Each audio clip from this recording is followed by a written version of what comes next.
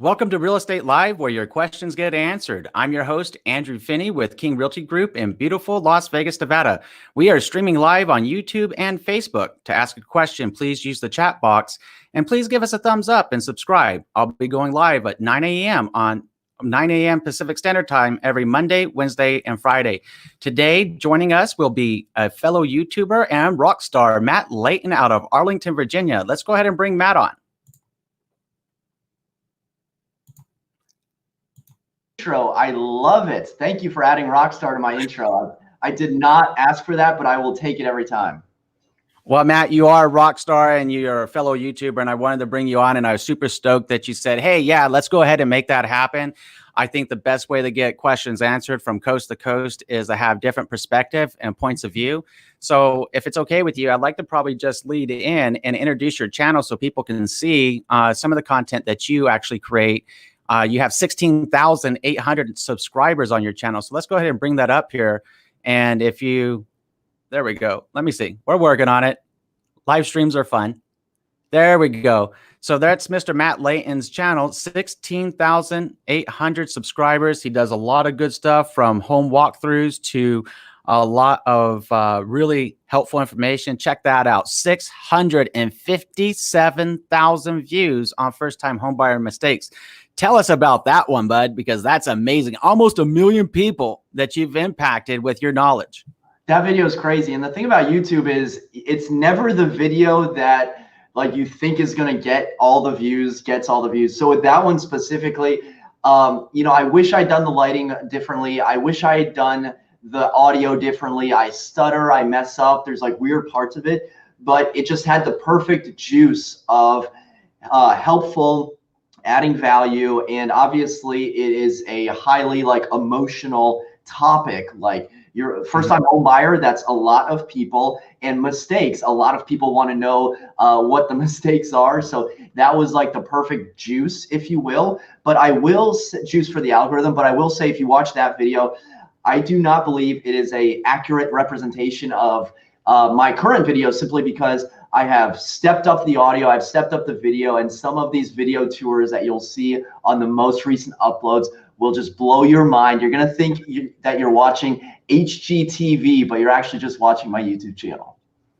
Yeah, you must be talking about that video that you made at 6204 Bernard Avenue. I checked that out, and I got to be honest, I was a little bit green with envy whenever I checked that out. I was like, man, even with everything that's happening right now with like the pandemic, and the other day had a really wonderful question that happened after the live stream. A nice lady has said, hey, are realtors still showing homes? Not only are we still showing homes and being smart about it, using software like Zoom to meet with people and actually videos of home tours, you're taking listings at almost $1 million right there, and straight up made a video walkthrough that somebody could buy the house or get a very good representation of what that house is about from a live video. And I thought that was amazing. So, is that part of your recipe to try to help people during the pandemic? Yeah, especially during times like this where people are, literally scared, as they should be, to, go outside, to go into strangers' houses. That one specifically is occupied. So who wants to go around and, touch all those doorknobs and leave the comfort of their own home?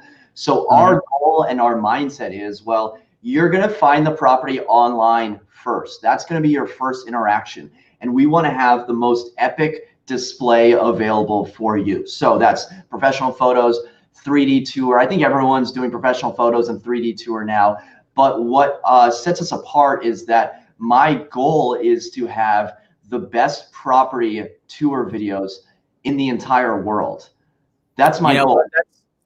And I can respect that, because that's actually a very bold statement, and I always believe that it takes vision, and I believe it ties into everything. The purpose of this live stream, essentially, to have a show about what's going on, engage with subscribers, engage and get feedback, help people know what's going on, and answer questions that they have in real time, right? But also, whenever you have clarity, you have vision, you have passion, you keep driving forward no matter what's happening in the world. You stay focused and grind and hustle, and you make it happen. So when you say you're going to have the best property tours in the entire world, Matt Layton, I believe you, and I support you. And if you'll say a thing or two about a thing or two, I'll be happy to learn. I see some people coming on right now. Cat's Meow said they made a mistake buying a modular. Let's see what kind of questions we're getting here today and see what we can do to help out. Yeah, So Cat's Meow, I made a mistake buying a modular. I don't advise buying a home without seeing it. So yeah, so there's different points of view. You absolutely can buy a home. It's called buying a house sight unseen. I've worked with a lot of people out of country and out of state, matter of fact, that have done that. And whenever they purchased their home and they got here, they actually shared with me that, hey, this looks exactly like it. And I really appreciate you taking the time to make it an option for me. So, I mean, it's not something that I believe one size fits all, but it is something that for some people, it's going to make a lot of sense to do, and it's going to make them very comfortable. Matt, what do you think about video tours and people buying a house technically sight unseen? It's kind of an interesting notion, especially when you have someone like you or me that are familiar with how to film a house and how to do a walkthrough video. But what do you think? Yeah, I think the last time people were buying sight unseen was around 2004, 2005. Admittedly, I was not a real estate agent at that time, but in my market, I don't think it's out of the question to put in an offer sight unseen. Now, that being said, I'm not the one spending, the $899,000 or the $499 or whatever the price may be. It's easy for the realtor in the suit to say it, but what we do need to remember is a lot of these properties that you may be considering, they might be in an HOA, they might be in a condo association. So Andrew, you know what I'm getting at is you're going to have ways to automatically back out without losing any sort of money. So if you're in a very competitive market, or maybe you're out of town, or maybe you don't want to view the property, there are still ways to protect yourself, protect your risk involved, and still have ways to back out and still have ways to move forward. Fantastic, fantastic. And I appreciate that information. It looks like Uri said, happy Friday. Haven't heard from you in a while. I mean, live video. And then your videos saved me a bunch.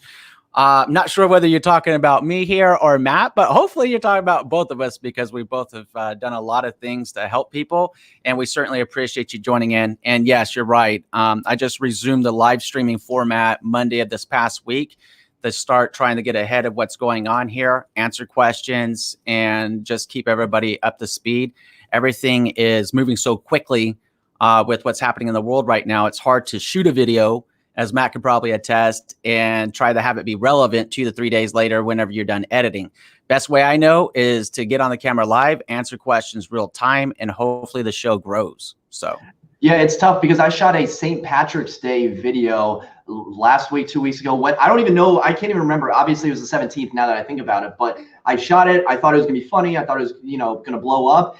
And then I posted it a couple days after St. Patrick's Day. And with all that's going on, the consumers, they're not really focused on, a funny real estate St. Patrick's Day video. They're focused on their well-being and their livelihood. And yeah, I hope in this call I can bring to your subscribers everything that's happening in the Commonwealth of Virginia, what I'm seeing in my market, because obviously you're in Vegas, completely different markets. So from a personal standpoint, if we're getting like very personal, like super personal, my girlfriend was actually quarantined, like she was self-quarantining herself, like in my condo for, 7 or 8 days while she waited to get her test results back.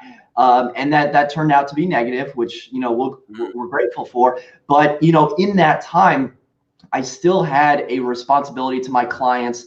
I still am running a small business. I still had closings, but I also had to navigate not putting my clients in danger. So I called one of them, and I had a closing, about a week and a half ago. And I said, listen, they were like, aren't you going to be at closing? And I said, listen, this is the situation, and I think it would be irresponsible of me, frankly, to be sitting in that room with you. So the client completely agreed. They were like, yeah, that would be irresponsible. And so closings are still happening, but we need to be able to adjust and to pivot, judging on people's comfort level moving forward. I think you're absolutely right. And that's why they make great software like Zoom. You probably got it. I've already started using it for meeting people, whether they're selling or buying. It just depends on what they're comfortable with. And I'm able to do the on-screen, kind of like we did with your channel a moment ago, and go through their buyer disclosures, go through what they're looking for in their new home, and show them the same way I would be able to in my office. So it's pretty powerful technology.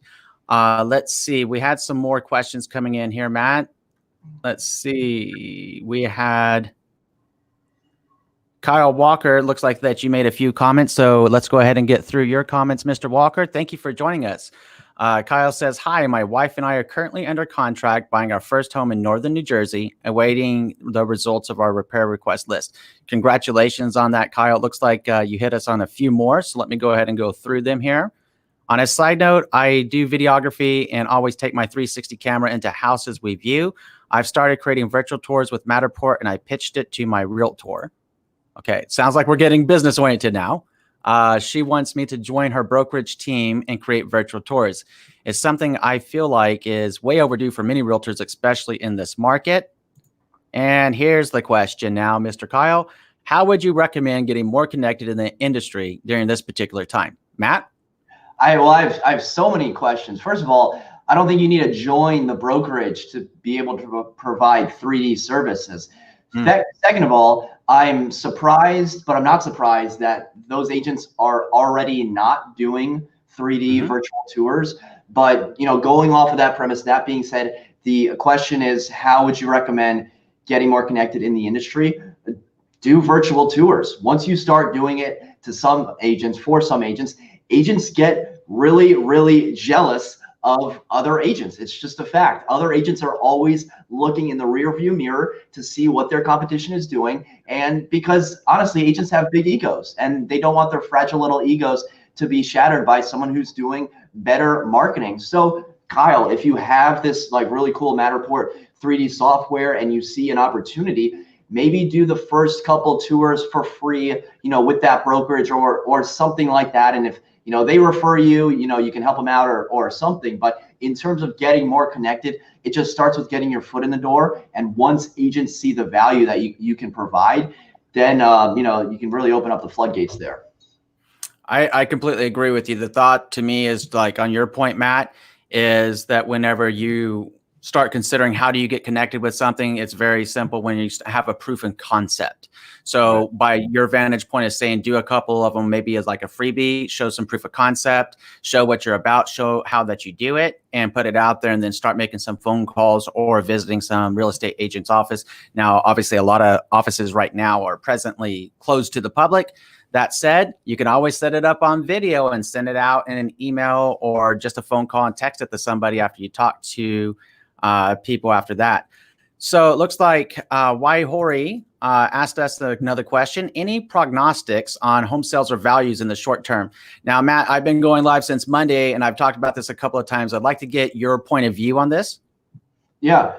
So home values in the home sales or values, two different things. So home sales in the short term, we in Virginia haven't seen a significant drop off. What we have seen is a showing drop off. So we're in a market where houses usually get 7 to 9 offers, and right now they're only getting 2 to 3 offers. So in the short term, we are seeing less demand. Usually the first thing to happen is less demand, and then the next thing to happen is lower sales price, lower offering price. So prognostics on home sales still solid, values still solid, but it is so difficult to tell because it is such a short-term outline that right now we just don't have enough information. I completely agree with you, because one of the first things that started going through my head as a video creator like yourself was, hey, you know, I need to make a video about this. And then I started thinking about how are you going to make this video and what kind of clarity are you going to bring to the table? Because the reality is it's not done moving. The markets are swinging in a very volatile manner. And I know that obviously you put that listing up the other day. I put a listing up at 600 here in Vegas, and that $600,000 listing popped off the market inside of 3 days. So, I mean, the demand is still here to buy homes, and the demand is still there to sell homes. It's a matter of how do we pivot? How do we gain clarity and essentially just take a breath and reassess the situation, in my opinion. But I can't make a video until I know how we're going to be impacted directly. And it's not the coronavirus, in my opinion, that impacts real estate. It's not the stock market. What it is how many people go without a job. how many employers start laying off people? How many people are then stoked by the emotion of fear as opposed to taking the breath and reassessing the situation and coming together? That's my humble opinion. What do you think? Yeah, I completely agree. So with the seller that you just had go under contract in 3 days, when did you list that property? Right, about a week after all this news started breaking over here. Like middle of March or something. What I mean, why did Yeah, the seller wait? Why didn't they wait? Why did they go on immediately? I'm sorry. Why did the seller go on the market immediately? Why didn't they wait? Well, okay, I'm not sure. Okay, I think you're asking me about seller motivation. Why did the seller sell? Yeah, yeah. I mean, the seller heard all this news about coronavirus, Ah, everything's happening, the world understood. is ending, and then your seller decided to go on the market. I'm curious as to know why they decided to go on as opposed to waiting for this to stop. That's a great question, and I'm glad that you brought it up now that I understand the question. So essentially, life is life, and the best time to buy or sell a home is truly whenever it makes sense to a person in their life for the reasons that are important to them. In the case of the seller, it made sense in their life for what's important to them and where they are to go ahead and list the house. Because I'm also working with another couple of sellers here locally, getting their homes ready to go on the market in the middle of all of this too.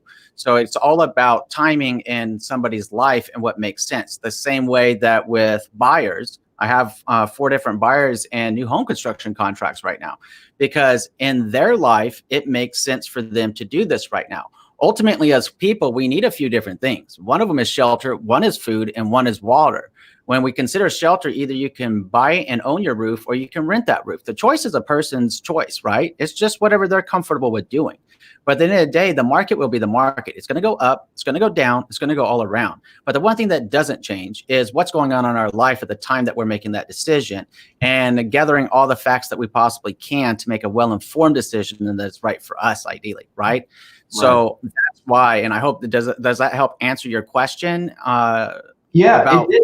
Yeah, 'cause I'm just curious to get your opinion on it because I've talked with sellers who are saying, well, we're just gonna wait for this to blow over, as if they know like the exact date, when this is all gonna stop. Right. Um, I just don't know if that's the bet. And keep in mind, I don't know either. Like I'm not, I'm a real estate agent. I'm not, Hmm. sitting next to the president telling you, you should wash your hands or, whatever the doctor's telling you to do. So I can only talk from a real estate agent's point of view. I don't know if waiting is the best, just because once everything gets better, what are people going to do? Everyone and their mother is going to list their house at the Hmm. exact same time. So I could see the argument for waiting. I could see the argument for listing it now. And thankfully for your seller, it sounded like they got a good price and, sold it Hmm. in 3 days. So Correct. Yeah, it all comes down to just timing in a person's life. I take a very holistic view towards being a real estate practitioner, where I just look at it as, hey, I'm not trying to sell anybody anything. Essentially, I'm trying to advise you. I'm trying to be here to help you. And if it makes sense, look, we can lay out the facts, and then based upon the facts, let's make a decision. And if they tell me they want to wait, I've had some people definitely tell me that it's okay. We'll be there for you when you are ready for the reasons that are important to you. But let's make sure that you have all the facts about you to be able to make a well-informed decision and the timing for what's important to you. I see another question here coming in from JC Garcia. JC Garcia says, hello, Andrew and Matt. Bottom line, is it a good time to buy or even build a home? Is it a good time to shop for a loan mortgage? Grateful for all the help. Thank you for the great conversation, JC. We've kind of been touching on that a little bit over the last question, but Matt, do you have any yeah, thoughts? thanks for the question, JC. Is it a good time to buy? I think it comes down to, Andrew, you touched on it earlier, like what's going on in your personal lives, right? So what is your job security like? What sort of down payment do you have squirreled away? And moving forward, what's like your 5 or your 10-year plan? Because if you're going to be in the same area, obviously you want to, build a custom home for you and your family. That's amazing. But if you're thinking you might switch jobs, if you're not sure about the current economy, if there's a lot of question marks, it may make sense to hold off. So I think it really just comes down to a person by person basis. And then, is it a good time to shop loan mortgage? Yeah. I mean, if you're looking to purchase, obviously my recommendation is to talk to 2 or 3 local loan officers, and not only, you know, rate shop, but this is someone that's going to be your right-hand man or right-hand woman throughout the process. And, you know, I've said that in previous videos, and, you know, people comment, they're like, oh, well, that service doesn't matter for mortgages. It just matters the financial cost of everything. It's like, it's true, but like, do you want to work with a jerk, right? Do you want to work with a, you know, someone that, you know, you can't talk to on a weekend, that will never return a call? It's like, I think there is a monetary value for convenience and for friendly service. So is it a good time to buy? Depending on your circumstance, it probably would be, depending on your circumstance. And is it a good time to shop for a mortgage? Sure, so long as you're not calling every lender under the sun. Talk to 3 or 4, or maybe 2 or 3. After you've talked to 3, that's probably the best rate that you're probably going to get. Right. Thank you for that. I really appreciate it. Terry Grant weighs in next. Terry, thanks for joining us again, my friend. He's asking, are HOAs resistant to solar panels in Las Vegas? The answer is they better not be, because it would be very illegal for them to be resistant in the state of Las Vegas, at least for the sun. Now, there's a lot of condos. So yeah, I see Matt getting ready to jump through the screen at me right here. Hey, but I'll let you handle HOAs in Vegas. That's I'm going to sit this one out. Thanks, Matt. But hey, Terry, at the end of the day, the HOA can't tell you no to solar panels. It's that simple. Not here in Las Vegas. Different states may have different rules, but as far as I'm aware, even HOAs nationwide, they got to comply with the state law along with federal law. And if it's allowable, then guess what? It's allowable. They can't tell you no. Kyle Walker came back, particularly thinking about it right now, since buyers aren't physically going to see properties. In fact, a sewer drain pipe inspector for the house canceled this morning due to a fever. Okay, so Kyle's going back to the other comments that he had earlier about doing virtual tours. Great position, Kyle. Let us know how that turns out for you, please. So let's get to the next question. Haristos Karanikas says, thoughts for us currently in escrow, signed before Corona. I have a tight contract, new construction in Charlotte. I want to back out because of the economic state, but I will lose my escrow money, $25,000. Matt, what do you think? So I think that a lot of lenders are being flexible with everything that's going on. Now, it sounds like you have a rock solid contract with no way to get out. It sounds like you would prefer to get out of the contract as opposed to move forward. If that's the case, you know, the first step would just be to have like a really personable conversation with the lender, with your agent, whoever you can get to on the other side. Explain the situation. This is like a significant worldwide event going on right now, and people understand.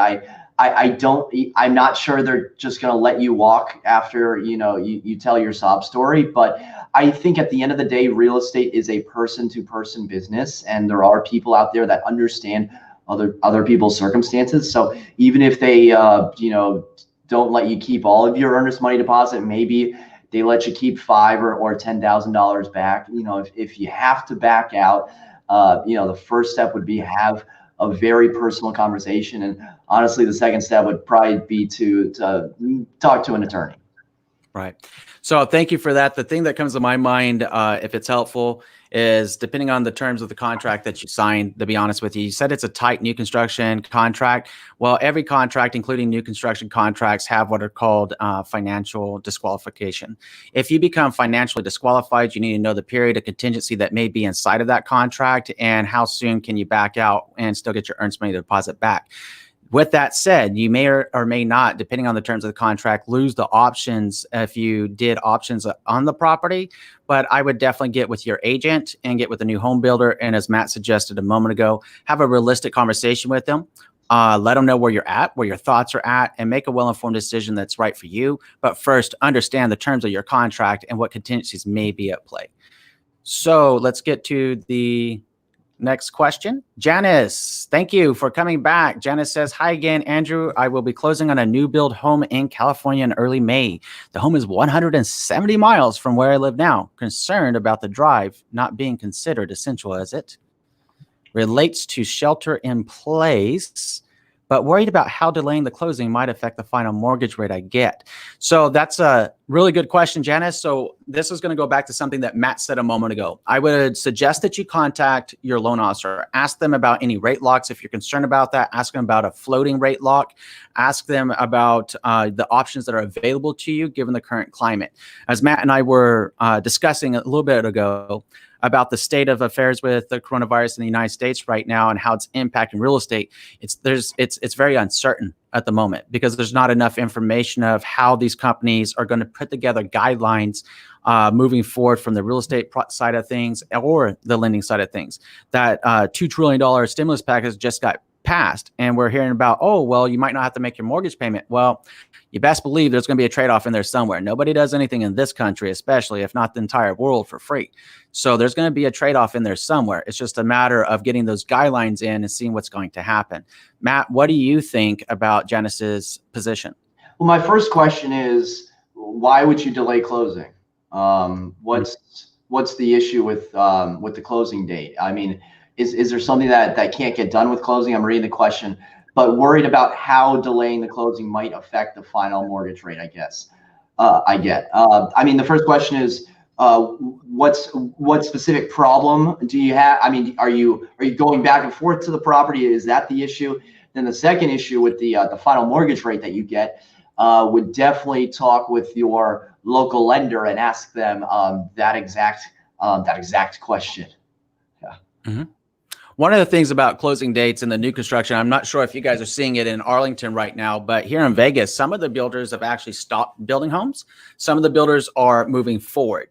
So I think that whenever Janice is wondering about the closing date, the builder that she might be working with or that she is working with may be right now signaling they may be slowing down the construction process, if not grinding it to a halt for the interim, which would then delay the closing. And obviously the rates are going to change and fluctuate every day, several times a day. I think it's a good question based upon what the builder is doing. But ultimately, Janice, it really does come down to having that upfront conversation, as Matt suggested a moment ago, with your loan officer to figure it out. So please let us know how that works out for you after you have that conversation.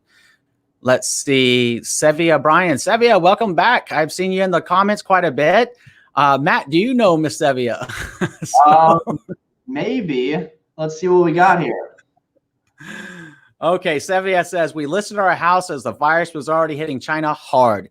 We listed on a Thursday and had 10 offers by Saturday. We closed in 2 weeks. Virtual tours work. Absolutely, Sevia. I really appreciate you chiming in on that. They absolutely do.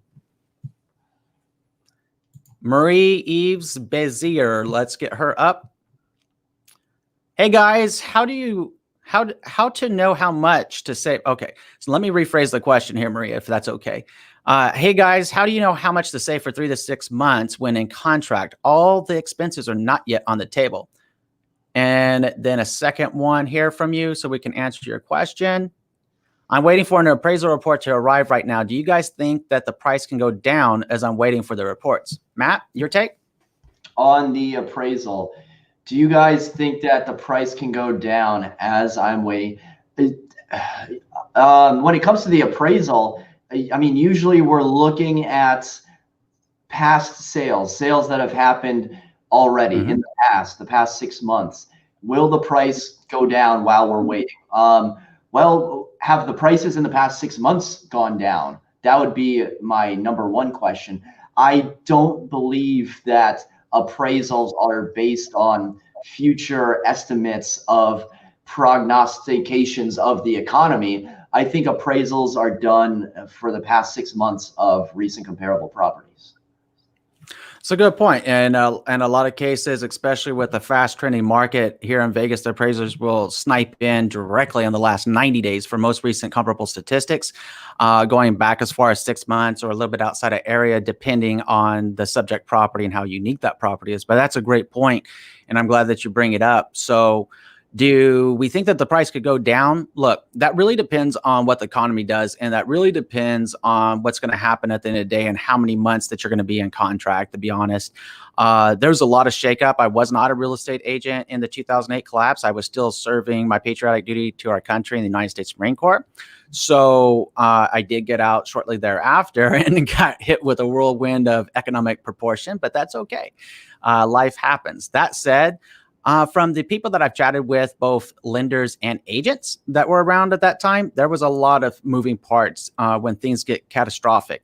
Now, it is my sincerest hope that that doesn't happen, because that would be catastrophic to everybody.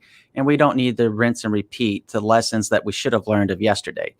That said, have the conversation with your agent, have the conversation with your loan officer, and make sure that you guys have a great relationship moving forward and keeping updated a minimum of once a week, moving throughout your closing process. And that should help you gauge. And then, of course, I'm going to be going live 3 times a week. Matt's welcome back, of course, as many times as he wants. Matt is an awesome friend and awesome guy. So I'd be happy to have him anytime. And we're going to keep track of what's happening. If it looks like that's where it's going to lead, in short, then I'm going to call it. Matt's going to call it. Somebody's going to call it that's going to be on the live stream. And that's why I'm doing it 3 days a week at 9 a.m. Pacific Standard Time. This collab was a long time coming. We were talking about collab of me going to Las Vegas, you know, being on your channel, you being on my channel, you coming to DC. But obviously, with all that's going on, I'm happy that we are miles away, but it feels like we're sitting right next to each other. It's absolutely amazing. I completely agree with you. We started talking about collabs, what, maybe 2 years ago? So. I think it would be so helpful for your subscribers just to kind of see the, you know, the energy, the value that I have on my side. So, but if I were to go to a Vegas house, I would literally know like nothing, like literally like, what are these construction materials? Why'd you guys do this instead of that? Why is this HOA better than that? But I feel like my level of questions would, I mean, you'd answer all of them because you're Andrew Finney, but I think it would be a really cool video. And I think we'll have to table that for once things clear up here. Mm-hmm.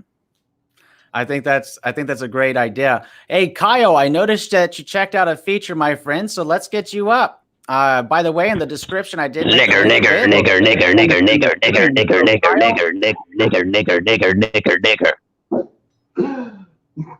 Okay, so Kyle may have hit something, but I have no idea what that was. But it makes for good comedy. I tell you that. I didn't know we had a comedy. Let's go ahead and move him off. But Kyle, don't know what that was about, but cool. CW. Get your question up, CW. One moment. There we go. CW says, hello. How do you discuss buying older homes with your clients? I'm looking at a 135-year-old home, but my family is not too keen on a home that old. What more should I consider before purchasing? Now, Matt, I can tell you right now, I'm not aware of any homes of that age in the Las Vegas marketplace. There's very few homes that are older than 40 to 50 years here. So I'm going to have to defer to East Coast, especially with the history of Arlington, to see if you have any experience with homes, especially past the centennial mark. Was Vegas around 135 years ago? I don't know. It was. It was a Indian reservation with the Paiute Indians back in the day, but yeah. So yeah, I've shown homes that are 135 years old and more. Discuss buying older homes with your clients, but my family is not too keen on the home that old. First of all, is your family living there? Very important, because you know when I'm working with clients, a lot of times we have like their out of state cousin coming in or their out of town brother, and they're like, oh, you got to do this, that, and the other. It's like, well, at the end of the day, they're not going to be living there, but let's operate under the assumption that the family is going to be living there. So what should you consider before purchasing? Number one, get a home inspection. Now, when I do my first time home buyer series videos, a lot of the times my like bread and butter are like condos, townhouses, and obviously single family detached, but it's not always 100-year-old houses. So I may say just off the cuff, hey, you need to waive your home inspection to win the offer. Now in my head, I'm thinking about, you know, a 2005 condo high rise, you know, on the 4th story. Like nothing's going to be wrong with that. But for a house that's 135 years old, CW, the number one thing is get as many people into that house as possible to inspect it. And then also just think about your utilities and your efficiency, because old homes have old home problems where, you know, you have creaky floors, you have inefficient heating and air conditioning, and it's just a kind of a different style and different ambiance, different lifestyle, if you will, living in a house that is 135 years old. Great points, and thank you for your insights and experience there. Lemon Drop Z, I noticed that you're asking that you mentioned that you have a few questions and that you would like to chat live rather than type them all up. That's very, very cool. All the same, the link is in the description on both Facebook and YouTube if you want to click it. Waiori saying, please be very careful who you put on live. You're absolutely right. And look, it's a very quick, as fast as they can come on, they can go off. We're in control of the studio, so thank you for that. It's just one of those things that I try to do to increase the engagements. Matt, you and I were even having a conversation earlier this week, and here's one of the beautiful things, in my humble opinion, about live streams. Is you have an opportunity to engage with your subscriber base real time, get to know more about them, what they're looking for from you as a creator. And from my vantage point, it's the best way that I know how to do it. I mean, there's over 18,000 people subscribed to my channel, almost 17,000 on your YouTube channel. You got 3,100 people following you on Instagram. That's a lot of people. So in my mind's eye, I'm trying to think, okay, thank you so much, number one, for being subscribed. I'm both humbled and honored that you joined me on this adventure. At the same time, I'm always thinking, well, you know, I'd love to know so much more about my subscribers and what I can do to really help out and make a positive impact in their life. So, you know, live is the best way I know how to do that. What do you think? Yeah, as I've gotten like more and more subscribers, I've started to care less about the subscriber count, if that makes sense. Yep. I don't want a lot of subscribers. I want to be able to know and understand my community. Like I don't want just some big number next to my name. I want to be able to interact, and I literally want to be like personable. Like I was literally driving on the interstate like 3 days ago, and I got a voicemail, and you know, I clicked it. I had like, you know, 7 minutes till I was going home, and someone was like, hey, yeah, I just watched one of your YouTube videos. I know you probably don't do this, but you know, I'm looking at a rental, was wondering if I could pick your brain. And you know, that's a hard question to answer, just because it's like I have a full-time job, and I can't have a phone call with every single, you know, question that a random person asked me. But I had the time, and so I just called them right back, and they were super grateful. They were like, oh my gosh, I didn't think you would respond. Like, you know, I thought you were gonna be too busy, and I had like a 5-minute phone call with them. So I'm caring less about the subscribers and caring more about the individuals, if that makes sense.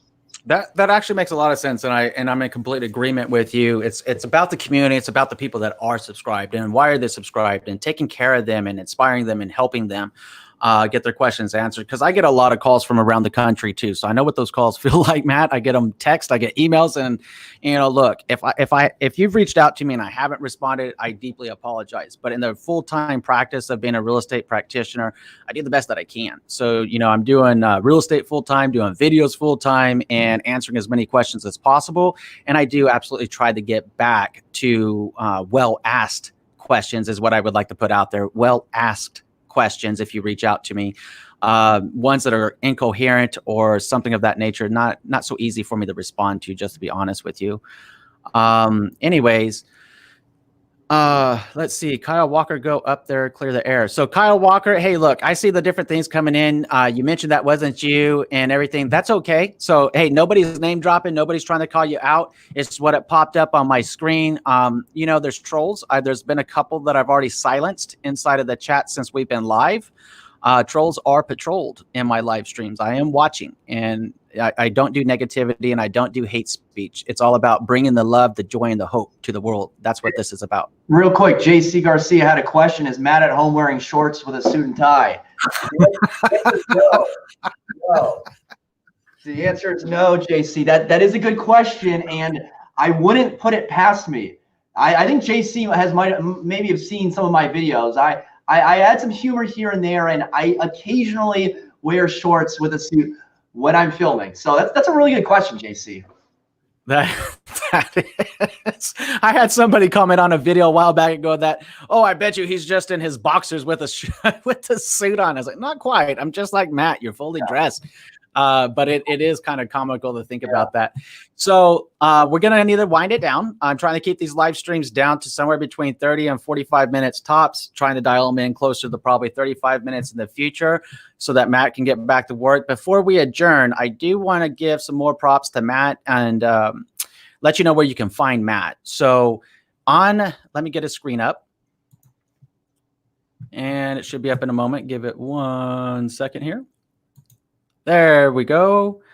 You can follow Matt, and it went down. Let's put it back up and see if we can get it going. There we are. If you want to follow Matt Layton, you can follow him on Instagram at the Matt Layton. He has 164 posts, and he talks about gym. You know, what is that? Hashtag CII. It's suits in inappropriate places. I wear a lot of suits, and sometimes I find myself in inappropriate places like the beach or, you know, like the gym or some other weird place where you definitely shouldn't wear a suit. Now, I don't start my day by saying, hey, where can I wear a suit in an inappropriate place? But things happen, and I may just be wearing a suit at a baseball game for some reason. I don't know. That's funny. You know, the first time when I got in the real estate, especially coming in the real estate from a Marine Corps point of perspective in my brain, oh, there's rules, there's conditions, there's this, there's uniforms of the day, right? The most hilarious thing perhaps was actually the first summer party. I actually wore a suit in Las Vegas, Nevada in 115-degree weather to a party because I thought that was what I was supposed to wear. So yes, suits in inappropriate places, my friend, that's hilarious. But yeah, you know, Matt does some speaking engagements. He's been on with a lot of different people before. So you might want to go ahead and jump on the Matt Layton's Instagram, or you can even follow him on Facebook by simply typing in the Matt Layton in any social media from Facebook, Instagram, and of course, his YouTube channel where you can get to know more about Matt. Please go ahead and take a look at that. I just want to put it out there. And Matt, you know, I really appreciate your time joining us today. Are there any parting shots that you want to leave us with how to stay positive with what's going on before we adjourn?